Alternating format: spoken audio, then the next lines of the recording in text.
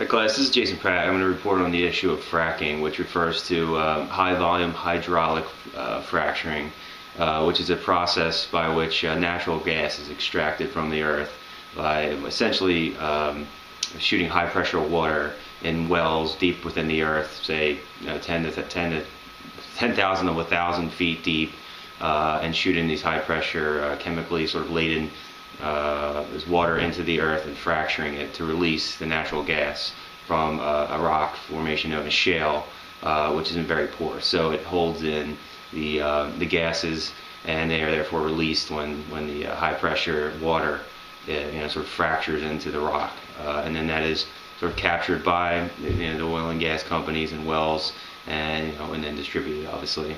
So this practice has gained in prominence over the last 10 to 15 years. It's due to the advances in the industry, which have produced higher and more efficient yields and the use of the process. Additionally, there's an enormous formation of natural gas underneath parts of Pennsylvania, New York, New Jersey, and West Virginia, known as the Marcellus Shale. It stretches for about 575 miles. And that is at a pretty reasonable depth, more so at a lower depth than, say, formations out in the west, say in Utah, Wyoming, and Colorado.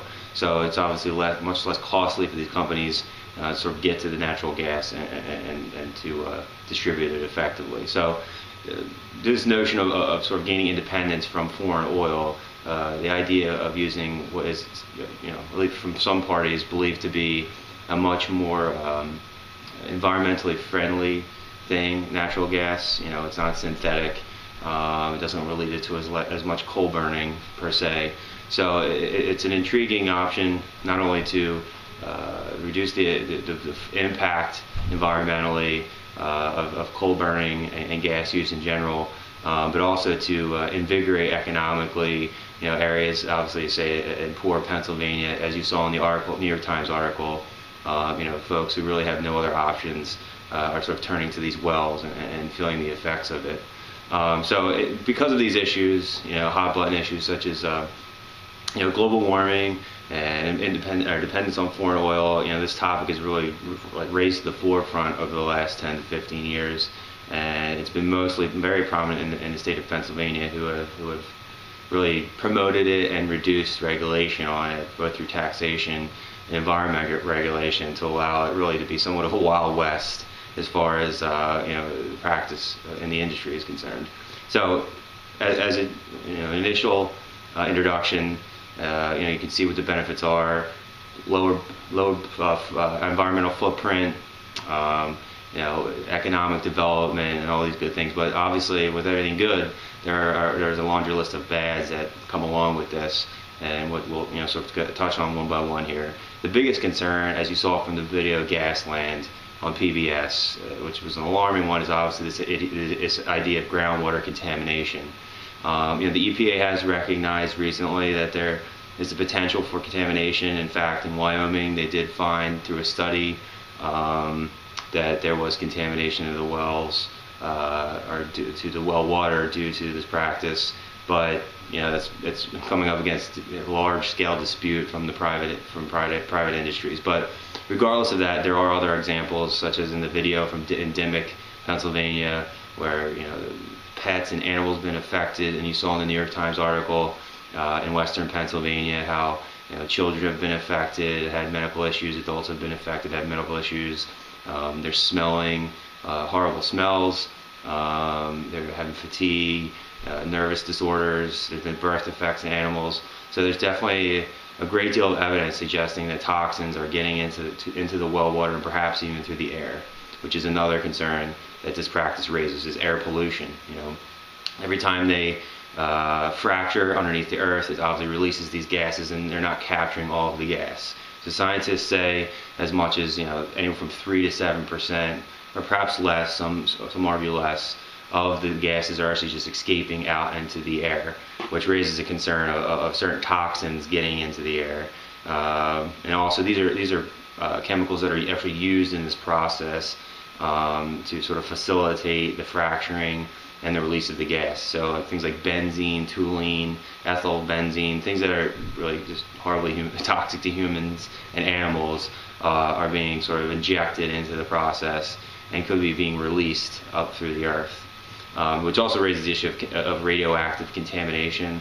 Apparently the companies do use certain chemicals in order to make readings that have radioactive materials in them, and the New York Times has reported that radiation and fracturing it has taken place in Pennsylvania in most recent years. And as I touched on before, another thing we want to really cover here is this idea of chemical contamination. The House of Representatives did an investigative report recently and found that there were 750 types of compounds used in this process of fracturing, and in turn, these are being essentially released into our earth. And not only that, another concern is sort of getting rid of the byproduct or the waste products from this process, especially in places like Pennsylvania where it's not done at high depths. What is happening is these companies are taking the wastewater from the process and they're just distributing it or disposing of it at the local wastewater plants, which then essentially gets released into the Pennsylvania water streams. And there have been problems due to this, particularly out in Pittsburgh recently, because of the high levels of salt. The Army Corps of Engineers had sort of been mobilized in order to sort of dissipate the effects of the salt in the water and other materials. Some scientists have argued that there's a potential for this causing additional seismic activity, and this idea has become much more prominent since there was recently a sort of abnormal earthquake on the East Coast. It's still very theoretical, and sort of seismologists are working through it, so another potential threat. Even some scientists have recently argued that greenhouse gas emissions could be a big issue, and that's one of the things, the big selling points of this idea of fracking is less carbon footprint. We're not burning as many fossil fuels. However, they're finding that from this process, like I said before, about 3 or 7% of gases are being released into the air, and some are arguing that that is having just as much of an impact and causing more greenhouse gases being released than, say, burning at a coal plant. But that's very much a disputed territory. Even Cornell University was the leader in the study. Even scientists within that department have disagreed on sort of the impact of gases being released. So what does this all mean? Obviously there's a wide-ranging potential group of impacts, environmental impacts, as a result of this process that could not only have effect on sort of community health or public health, but also on public lands in general. Something that certainly, as it expands, we're going to have to be much more aware of its encroachment potentially on public lands, and our effect on our visitors, essentially. So as far as regulation is concerned, something extremely key we want to touch on here. This whole issue is tainted somewhat with this idea of what is called the Halliburton loophole. And that's a loophole that was built into the Safe Drinking Water Act in 2005 by Vice President Dick Cheney. Essentially, the effect of that law is that these fracking companies, or oil and gas companies in the process of fracking, are not obligated to report on the chemicals that they are releasing into the earth as a part of this process, which is typically covered under the Safe Drinking Water Act. The logic behind that, I don't know. I'm guessing it's just totally politically motivated, or perhaps it's just in the process of just promoting this industry and building economic growth. They've created this exception. It's having obvious impacts. As you saw from the New York Times article, and you saw in the video I uploaded, animals are being affected, people are being affected, and water streams are being contaminated. So as far as federal regulation is concerned, these companies are not forced to report on the chemicals through MSDS reports, as material safety and data sheets, which they normally would have to do for any sort of chemicals they're dispersing into the earth, essentially, or into water streams. And they're sort of exempt from that in this process. Obviously a big problem. So there's not much for federal regulation as far as fracking is concerned.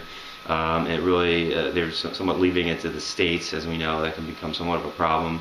However, some states have really jumped to the forefront, such as the state of Colorado, who recently passed a law through their legislature, which requires all companies in the process of fracking to report any of the chemicals they are distributing into the earth on sort of a mainstream website that all the residents can access and report on. Other part of that extreme would be the state of Pennsylvania, which again is promoting this hard, and the governor has gotten very large donations from these companies as part of his campaign. So needless to say, it's highly supported. It's very low tax as compared to other states, only 1% as compared to say 4 to 5% in other states. So it's growing strong and heavy in the state of Pennsylvania, and obviously leading to a lot of concern.